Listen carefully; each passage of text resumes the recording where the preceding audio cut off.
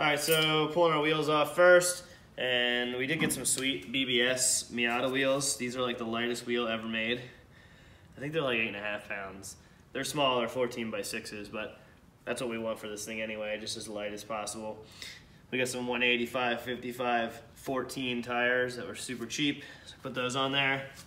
And yeah, so we're gonna put our BCs on now. One thing about this car is it has a very odd bracket right here for the brakes. And I'm just gonna sawzall it off because I don't wanna undo the brake line that's really, really old and probably gonna fail. And we don't really need, there's a new tab on the coilover anyway, so we'll just literally cut that and sawzall it off. All right, got our line off. That'll make life way easier. Plus, like I said, it's bolted through that tab, so you'd have to break the brake line loose, have to re-bleed the brakes, all that stuff. So we just, because of the age of the car, we just popped it off a little bit. So we're gonna pull these off now. Strut bolts. Pretty simple.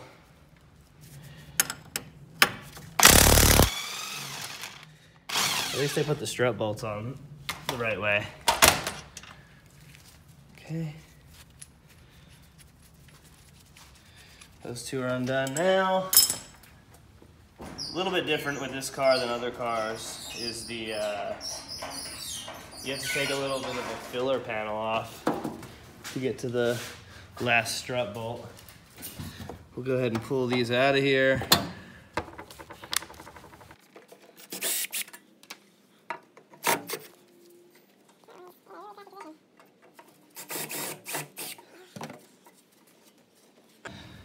Out of the way there.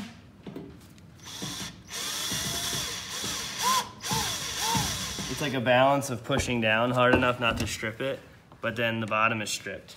So I'm like totally screwed. I just gotta use a mechanical. Why do you have to take it off? Oh, you're right. It's I out can of just your leave it way. like that. Well, I took the other one off because we already did the other side. All right. Of course. Oddly enough, I'm sure every YouTuber guy says this, but I did the other side when she wasn't filming, and it took me no time, and every bolt came loose super easily. False to this side, I guess. All right.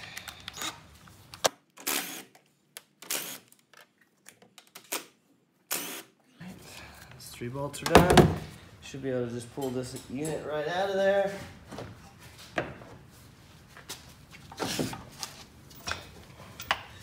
Pry it off the strut a little bit.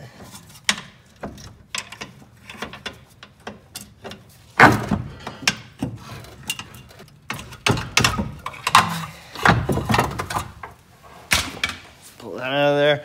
These were actually still really good. They weren't like blowing out at all. Car rode pretty nice.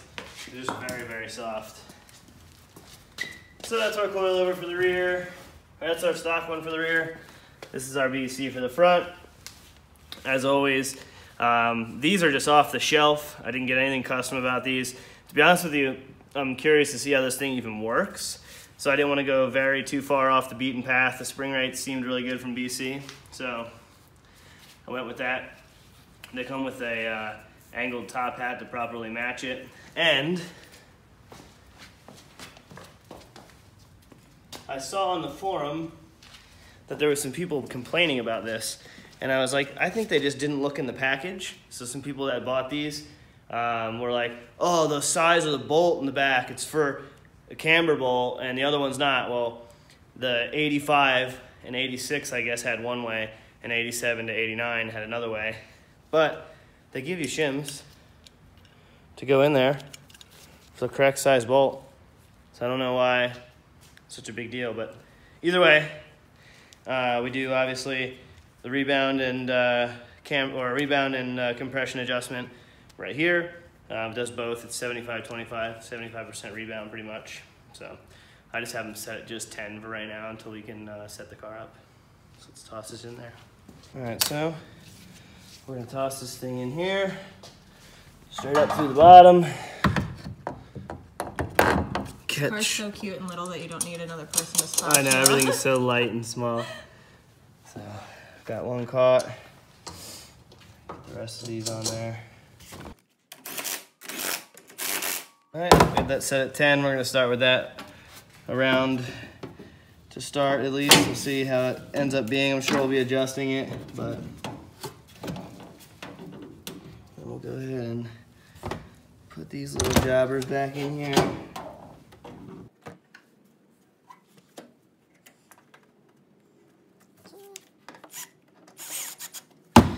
Cool, so we're all done up top here. Our motor is still sitting at a slant, obviously, because we gotta put the trans back in. I think I went over the motor a little bit, but it's black tops, our black top 20 valve 4A GE. Apparently it had cams in it. I don't really know. It seems to have a little bit of part throttle bog below like 3,500 or 4,000, but I know these have variable cam timing, so I'm gonna look into that a little bit to see if that's a problem. If not, maybe it does have cams in it, and it's a stock EC, so it's not tuned for it. I doubt it. I don't think it needs cams. I think it was fine without them, so we'll see. Maybe we'll have time to toss it on the dyno and see what kind of power it makes. But let's finish these coilovers up real quick. So this is the coilover tab here, or the brake line tab right here. Obviously, we were just talking about that. So we're gonna go ahead and lift this up in here. It's so nice working on this because everything's so lightweight. You can literally just toss everything in. I gotta put my head in front of the camera for a second. Line this bolt up. Okay, put that one in there, and then that top one, because it's obviously on the newer models, there's a camber adjustment there. So we're gonna go ahead and put these little shims in there, which will help have the bolt be the correct size.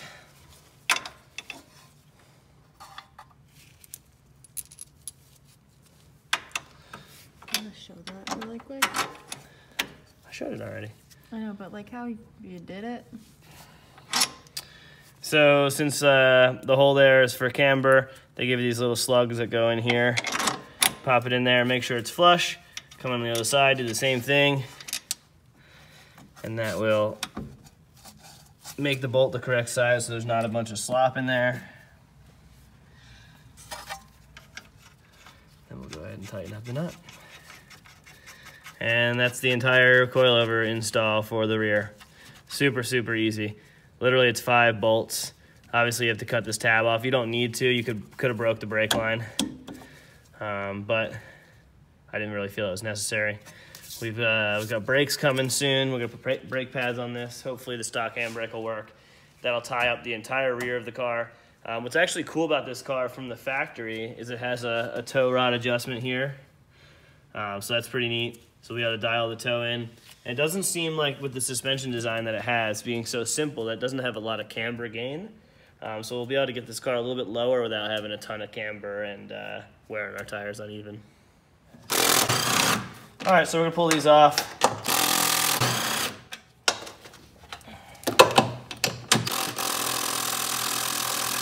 Oh, I believe in you. You can do it. I believe in you. Come on. I'll give you a little bit of help. I feel like it's really, really close.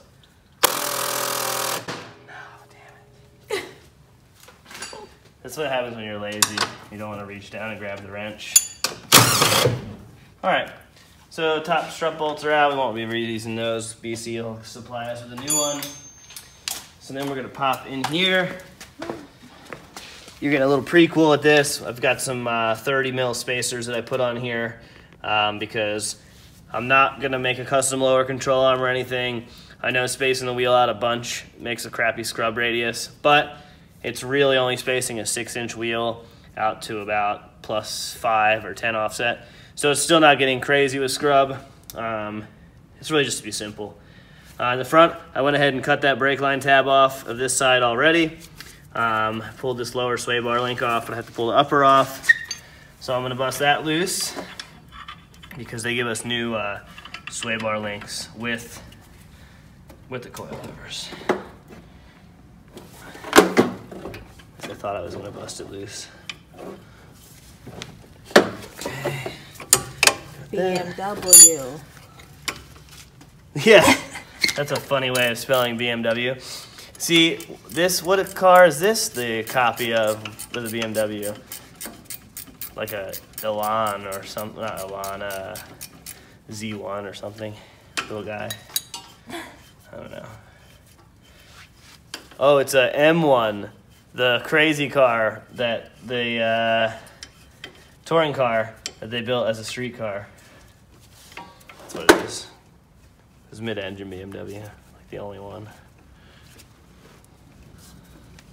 Pull the sway bar link off.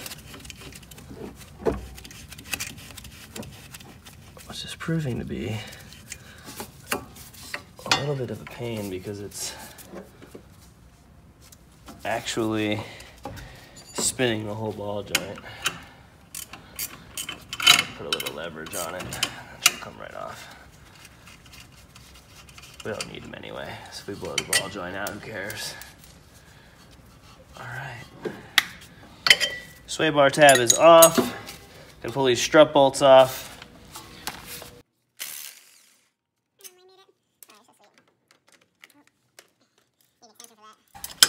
It's all right, we'll just bust it loose with this. Oh my gosh, maybe we won't. Holy cow. That thing is on there. Oh, that poor gear wrench. Harbor Freight, dog.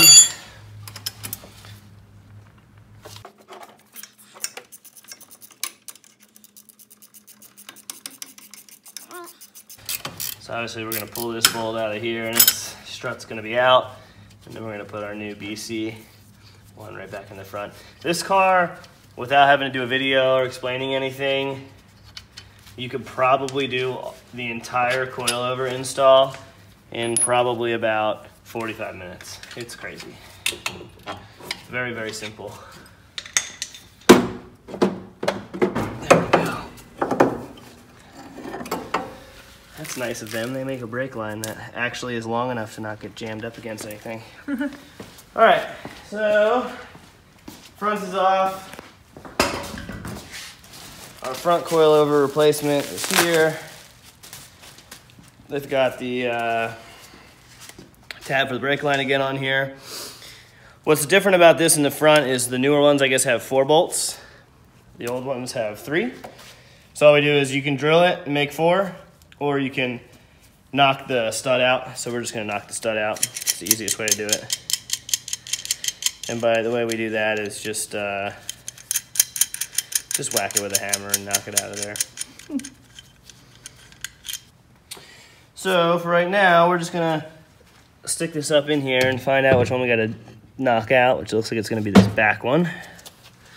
So I will come over here and use everybody's favorite tool and knock this stud out.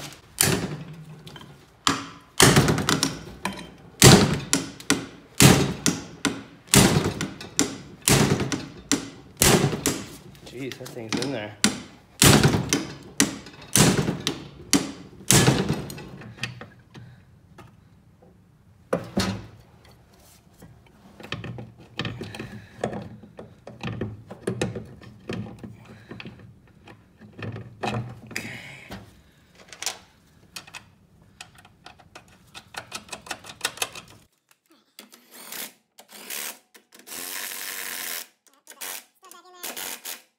The front has a little washer for setting the kingpin inclination or the camber adjustment.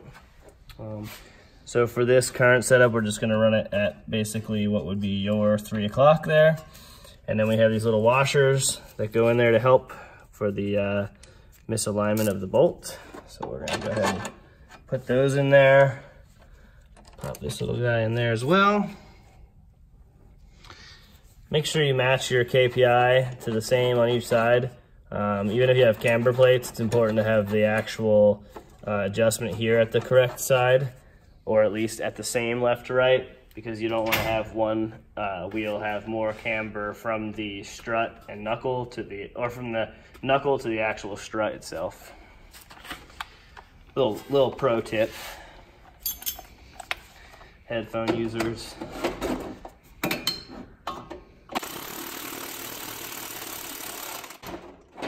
that one tight. And then we got a lower nut here that's on the ground now. Get that nice and snug on there.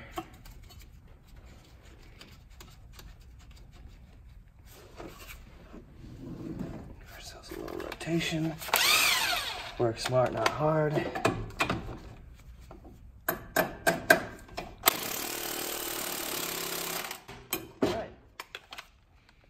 And all we have left to do is our sway bar tab, which we'll move this back to this side. DC gives you new sway bar links. The reason they give you new sway bar links with most kits is because they want to be able to have clearance of the sway bar of some sort, whether it's the oil pan or the lower control arm or the something in the frame. The sway bar will hit when the car gets lower and it has a long sway bar link on it. So they give you these ones, they're about 1.5 inches shorter. And these particular ones allow you to basically pull the sway bar off of the control arm. Because as you can see here, if it had any longer of a link, it would be hitting the lower control arm. Probably best to put the top on first. It's a little tighter. Feed this through here. Just misalign this a little bit. Get in there easier. There we go. Put our nylon locking nuts on there.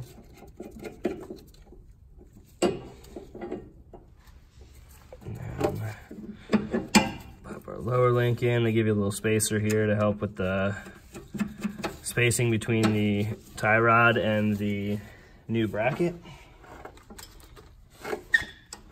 This is where you hope that the nylon can go on without having an Allen key on at the same time. So we'll see if that will do it this time.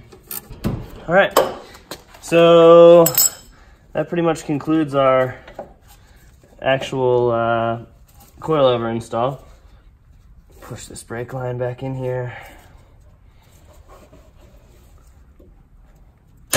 Okay, this actually will give us a little bit more room for angle here later on.